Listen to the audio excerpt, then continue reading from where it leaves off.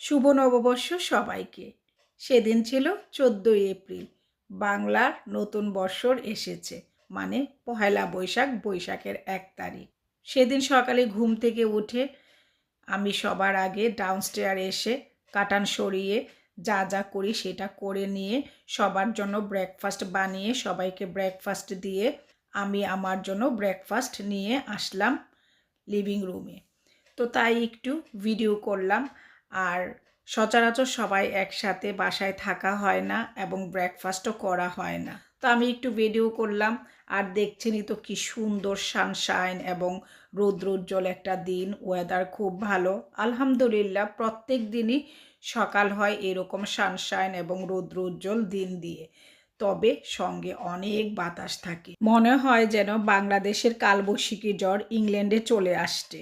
তো প্রত্যেক বছরই আমি বাংলা নতুন বৎসরকে সুন্দর করে বরণ করি আমার ফ্যামিলি মেম্বারদেরকে নিয়ে। লাস্ট 2 বছর যাবৎ আসফি আমাদের সাথে থাকে না, সে তার ইউনিভার্সিটিতে থাকে। আমাদের সঙ্গে না থাকার কারণে আমাদের 3 জনের একসাথে বর্ষবরণ করা হয় না। তো এই বছর যেহেতু আলহামদুলিল্লাহ আমরা 3 জন একসাথে আছি, তো এই বছর আবারও 3 জন মিলে একসাথে বর্ষবরণ করার সুযোগ হলো। সেজন্য আল্লাহর কাছে লাখো কোটি শুকরিয়া।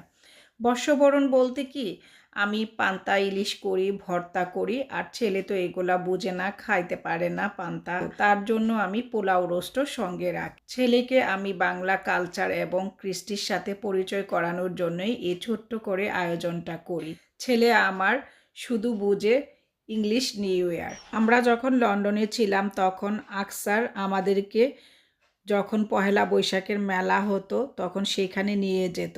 আর আমাদের শীত প্রধান দেশে পহেলা বৈশাখের সময় করা হয় না, একটু সামার আসলে জুন জুলাইয়ের দিকে করা হয়। তো এখন চলে যায় রান্নাঘরে, কি রান্না করব আজকে পহেলা বৈশাখ উপলক্ষে। এই যে বিশাল বড় সাইজের একটা ইলিশ মাছ বের করে নিলাম ফ্রিজ থেকে। ইলিশ মাছ ছাড়া কি আর পহেলা বৈশাখ হয়? আর এমন কোনো কথা নাই যে ইলিশ মাছ খেতে হবে পহেলা বৈশাখে। আমার বাসায় আলহামদুলিল্লাহ ফ্রিজে সবসময় ইলিশ মাছ এখন পর্যন্ত আছে। মানে ফ্রিজে সবসময় ইলিশ মাছ থাকে আর কি, যেহেতু আমি ইলিশ মাছ পছন্দ করি। আলহামদুলিল্লাহ আকসার যখনই ইলিশ মাছ পায় তখনই সে স্টক করে রেখে দেয়, যদিও এখানে অ্যাভেলেবেল ইলিশ পাওয়া যায় না।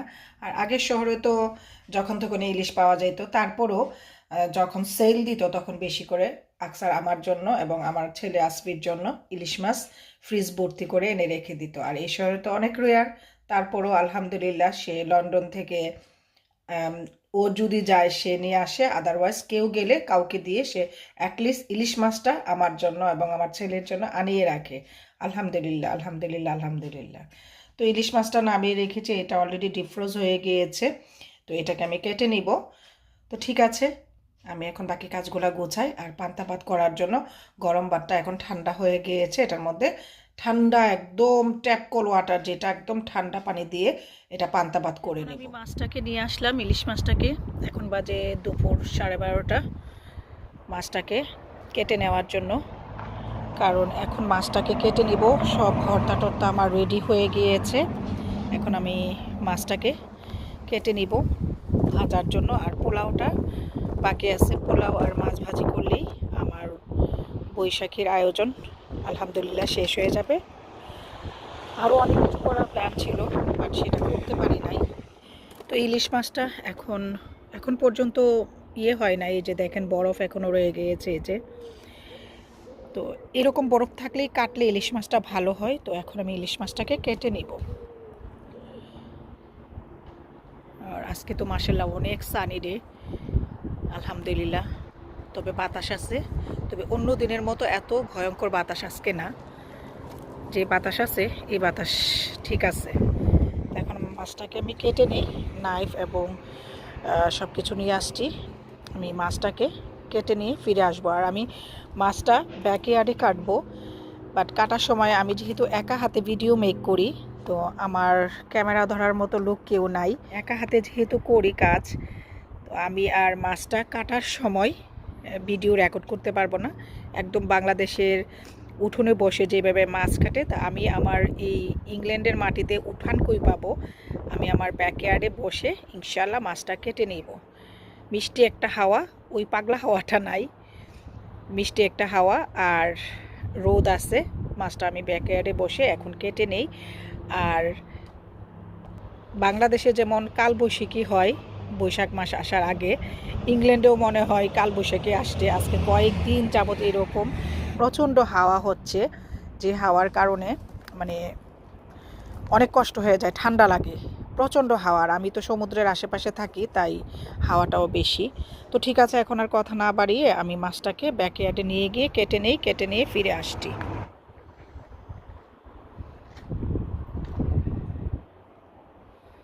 জন্য আমি ব্যাকয়ার্ডে নিয়ে আসছি। আর রিমঝিমের যে ব্যাট, উনি বলছিল এখন যেহেতু সামার আসছে, ওর এটা একটা কাইন্ড অফ থেরাপির মতো।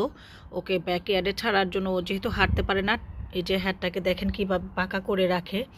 তো একটু একটু করে ওরে ছাড়লে, ওয়েদার ভালো থাকলে ও একটু বাগানে হাঁটাচড়া যাই করে, এতে করে ওর একটু উপকার হবে। তাই আমি ওকে ব্যাকয়ার্ডে নিয়ে আসছি। আধা ঘন্টারও বেশি হয়ে গেছে, নিয়ারলি 45 মিনিটস হয়ে গিয়েছে ও ব্যাকয়ার্ডে আসে। তো ব্যাকয়ার্ডে একটু এখন খেলাধুলা করুক, আর একটু পরে পরে ও হাইট হয়ে যায়, ওর ওই ইয়ের মধ্যে যায়। ওর কেসে তো থাকতে পারে না, হাজে যে এখানে রাখি এখন ওকে, সেখানে সে বসে থাকে, একটুও হাঁটতে পারে না। এরকম করে ডক্টর বলছে ব্যাকয়ার্ডে একটু একটু করে ছেড়ে রাখলে ওর এক্সারসাইজ হবে। তো এই জন্যই ছাড়লাম। তো এখন আমি মাছটা কেটে নিয়ে ফিরে আসছি। বোনা করে রাখলাম, চিংড়ি বোনা শেষ। আর এখানে মুরগির রোস্ট রান্না করতেছি। আর এই পাশে শুটকি মাছটাকে টেলে নিচ্ছি। শুটকির ভর্তা করব, আর যা যা করবো সেগুলো আস্তে আস্তে শেয়ার করতেছি। ঢেঁড়স ভর্তা করব, আমি এগুলো আগে গুছিয়ে নিই, দেন পরে শেয়ার করব। আর এই যে এখানে ঢেঁড়স ভর্তা করব। ঢেঁড়স অনেক, এখান থেকে অল্প একটু ঢেঁড়স ভর্তা করব।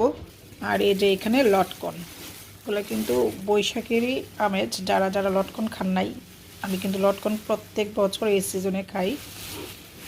লটকন আজকে অনেক কাজ করছি, গার্ডেনেও একটু কাজ করেছি। যদি আলহামদুলিল্লাহ ওয়েদার ভালো থাকে তাহলে গার্ডেনে খাবো। কিন্তু বাইরে মাশাআল্লাহ অনেক হিট, তাপ আছে অনেক। এখন রান্নাগুলো শেষ করি, পরে একসাথে দেখাবো কি কি করেছি বৈশাখী স্পেশাল। এবারের বৈশাখটা আলহামদুলিল্লাহ আমাদের অনেক স্পেশাল, যেহেতু এই বছর আসপি আছে আমাদের সাথে। লাস্ট ইয়ারও ছিল না, এর আগের ইয়ারও লুটনে ছিল না, লাস্ট ইয়ার তোমরা এখানে। তো এখন আমি রান্নাগুলো শেষ করে নিই, দেন আমি শেয়ার।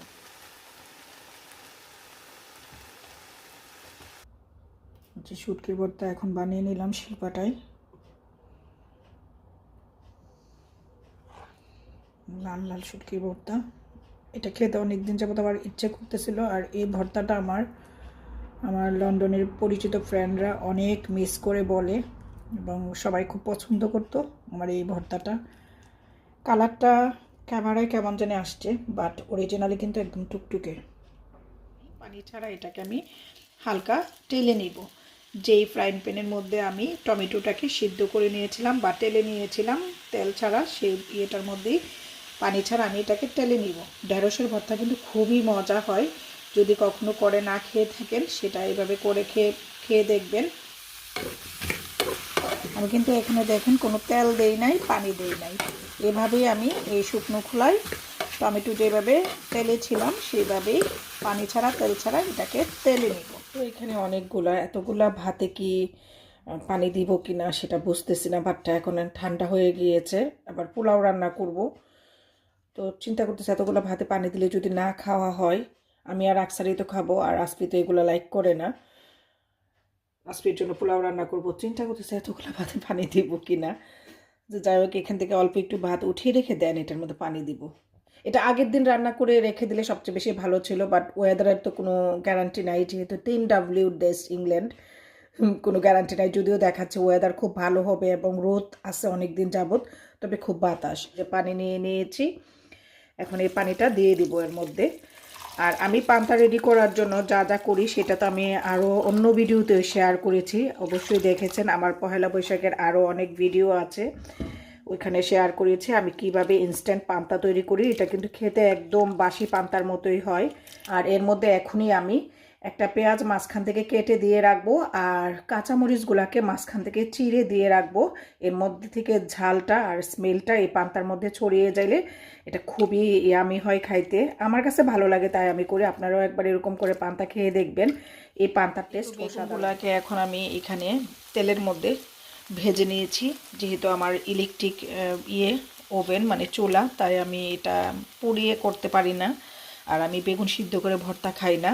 আগে লন্ডন থাকতে আমি করতাম, চুলায় পুড়িয়ে করতাম। গ্যাসের চুলা না হওয়াতে, ইলেকট্রিক ওভেন হওয়াতে আমি এরকম করে বেগুনগুলোকে ভেজে নিই। ভেজে নিয়ে তারপরে বেগুন ভাজা দিয়ে আমি ভর্তা করি।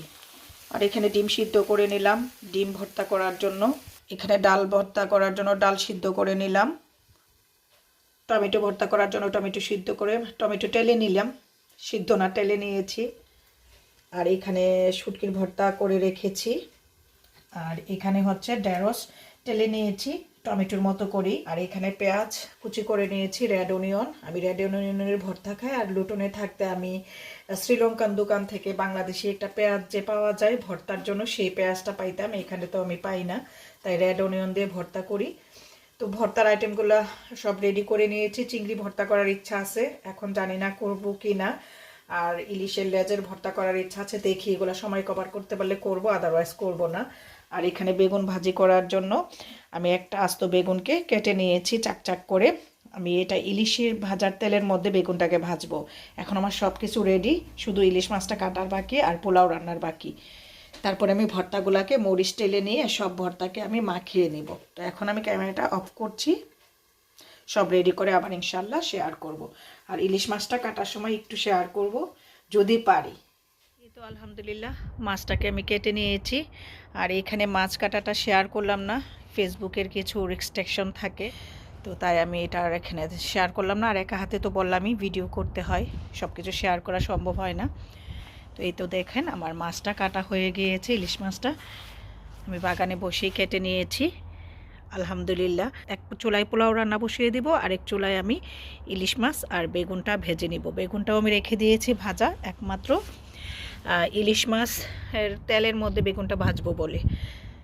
তো ঠিক আছে, এটাও একটু শেয়ার করলাম। আর হাওয়ার শব্দ নিশ্চয়ই শুনতে পাচ্ছেন, আমার জিনিসপত্র পড়ে যাচ্ছে হাওয়াতে, প্রচুর হাওয়া। জানি না ব্যাকইয়ার্ডে খেতে পারবো কি না। তো ঠিক আছে, আজকে অনেক দিন পরে আমার সেই স্বপ্নটা পূরণ হলো। অনেক দিনের ইচ্ছে ছিল আমি ব্যাকইয়ার্ডে বসে মাছ কাটবো। তো মাছটা কাটা হয়ে গেল, এখন আমি বাসার ভিতরে নিয়ে মাছটাকে ধুয়ে পরিষ্কার করে ভেজে নিব। এখানে কিছু ইলিশ মাছের গায়ে লবণ এবং হলুদ মাখিয়ে নিলাম, মানে ইলিশ মাছগুলোকে গায়ে হলুদ দিয়ে দিলাম। এখন মাছগুলা তেলে ঝাঁপিয়ে পড়ার জন্য ইলিশ মাছগুলোকে ভেজে নিচ্ছি।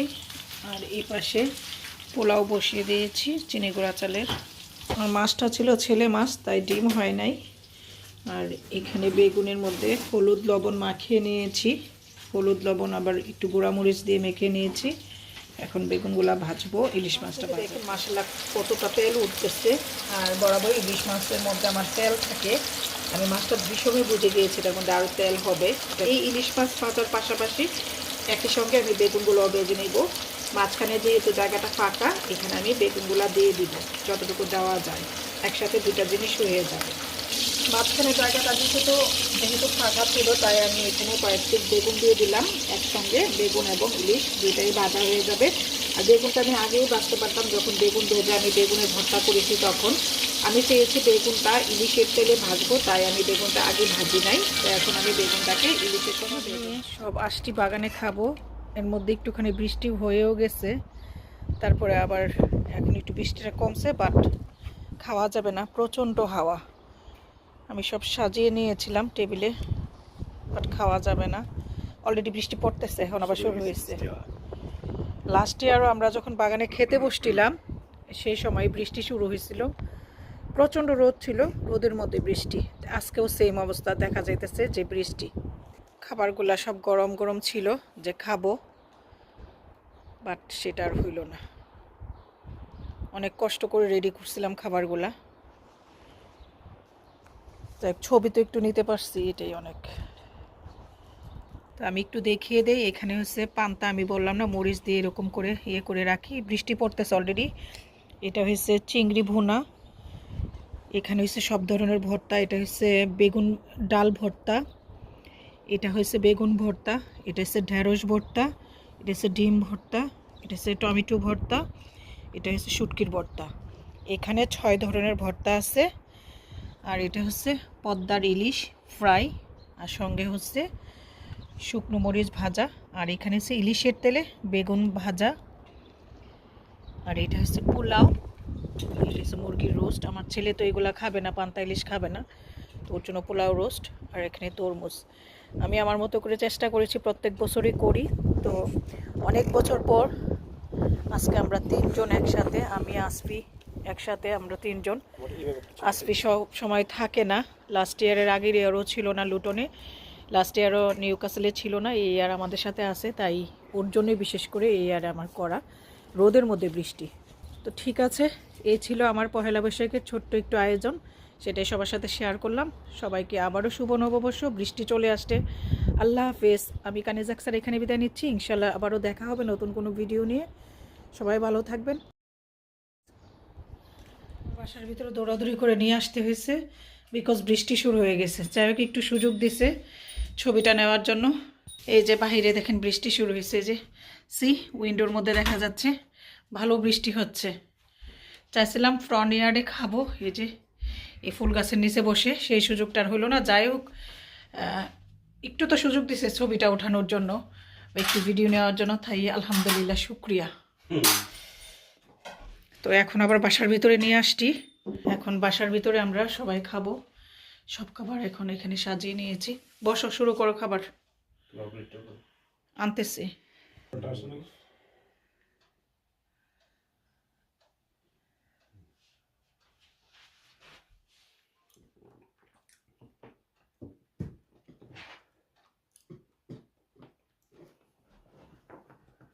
আমি আমার প্লেটটাকে সাজিয়ে নিলাম, এই যে এইভাবে সব ভর্তা দিয়ে, 6 ধরনের ভর্তা, ইলিশ ফ্রাই আর বেগুন ভাজি, সঙ্গে কাঁচামরিচ, ভাজামরিচ, পেঁয়াজ। এখন আমি মজা করে সবগুলা খাবো। আর ওইখানে পোলাও, রোস্ট, চিংড়ি সবই আছে। আল্লাহ হাফেজ। শুভ নববর্ষ সবাইকে আবারও।